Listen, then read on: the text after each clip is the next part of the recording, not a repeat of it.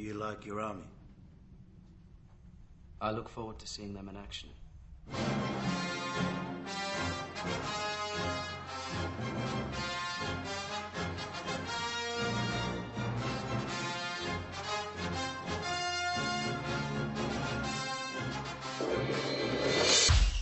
Welcome back to Rancho Obi-Wan. Today we're going to look at one of the main items for people to collect, action figures. Action figures really are the heart and soul of Star Wars collecting. But you know, they weren't there originally. In fact, Star Wars was such a surprise as a licensing phenomenon, it took almost a year for the first action figures to be made. That led to the famous empty box. With it came a promise that you would be the first on your block to get a set of 4 Star Wars action figures. Inside the kit, you got a wonderful cardboard stage and some stickers and a membership in a non-existent club. But finally that day came sometime late in January or February of 1978. You got the first 4 figures in a plastic tray, in baggies. You got Luke Skywalker, Princess Leia, Chewbacca, and R2-D2, along with some pegs to put in your cardboard. And if you were really lucky, the Luke Skywalker figure was one of the early ones, and it was the so-called double telescoping lightsaber. So the lightsaber comes out twice. Even rarer are double telescoping figures. There were some prototypes made of Darth Vader and Ben Kenobi.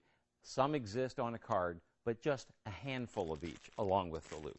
Guido, it's Ben Kenobi and his lightsaber. We're in trouble. Let's get out of here. People collect action figures in different ways. Some people, only the vintage figures are exciting. For other people who have gotten into collecting since 1995, their object is to try to get one of every figure from 1995 on. Other people, as I said, collect just by character. Let's look at a few different ways of collecting. Now, here's a very early figure, the Jawa. I'm Jawa. Want to buy a droid? Sure, what you got? Kenner thought, well, we're not selling as many Jawas, and that's possibly because the size. People don't want to pay the same amount of money for a figure that's only half the size. We need to make it look a little richer. And so after a run of the vinyl cape Jawas, a small run, they came out with these. You know, I was very lucky to get my vinyl cape Jawa because initially I got these. I bought all 12 of the original figures, ripped them off their cards, put them up in a display, and about 2 years later I decided, you know, I think I'd really like to collect them still on the card. So I went to a friend's store. He charged me some outrageous amount of money. I think it was, $225 for all 12 figures mint on their cards. And then he said, hey, I've got a slightly different version of the Jawa. And he wanted an outrageous amount of money for these. $45. I actually said no. It's cheap looking. And I walked outside, put the key into the car, and just for some reason had this second thought. Went back, paid my $45 for a toy that is now about $2,000 plus. So, Probably the rarest of the vintage action figures are the 3-packs and the 6-packs. These were department store exclusives, and you know, just in a few stores all over the United States. They were very difficult to find. They're even more difficult to find these days, especially in good condition. To put together a full set of 16 of these 3-packs is exceedingly difficult. R2, are you all right? What are they doing to you?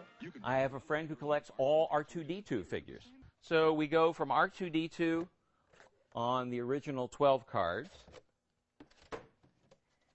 And then the Italian card, which is really interesting because you can see R2 in Italy was called C1P8. Of course, when you pronounce it in Italian, it sounds a little different. Then you have R2-D2 from Japan. The only difference, it's a U.S. figure, is the Takara sticker in the lower corner. And the rarest packaged R2 figure was a wind-up R2, also made by Takara in Japan, that was imported into Canada, the only place where you could buy it on a card. Dagobah sure is strange. Now, R2-D2, be careful. Uh-oh. Action figures each sold separately. R2, of course, then went over to Empire Strikes Back packaging. In Japan, it was packaged in a box. It's the same Kenner figure in a plastic baggie with a little piece of paper that falls out, but it's the box that's important. There were 15 different figures packaged in this series called World Hero. Come on. You're lucky you don't taste very good.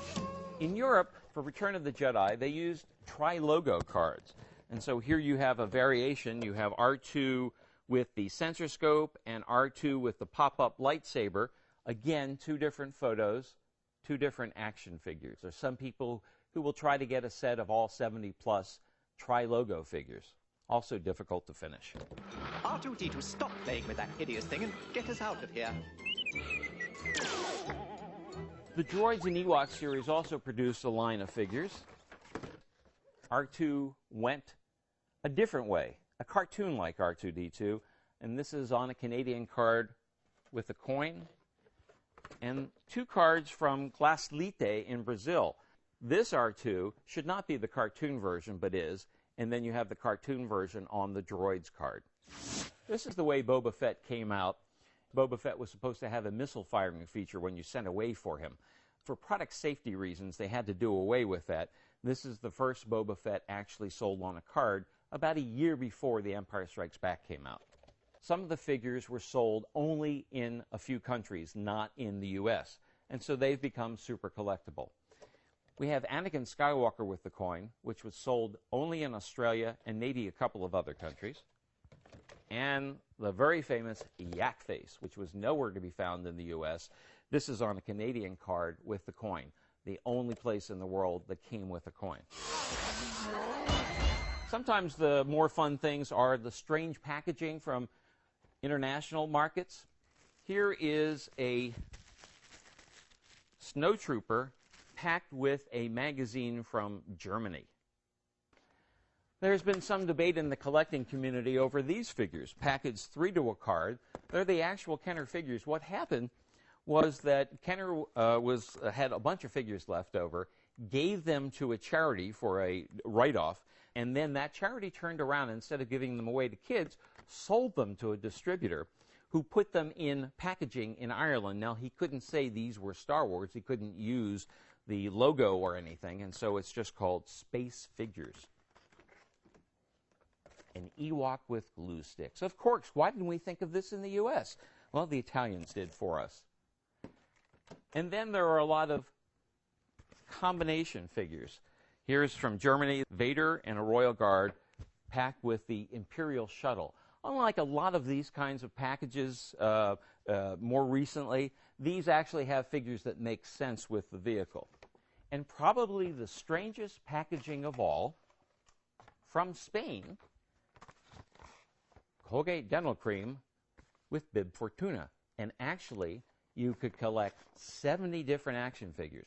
You'd still be using that same Colgate Dental Cream today. So, with a smile, this is Steve Sansweet from Rancho Obi-Wan. No, John!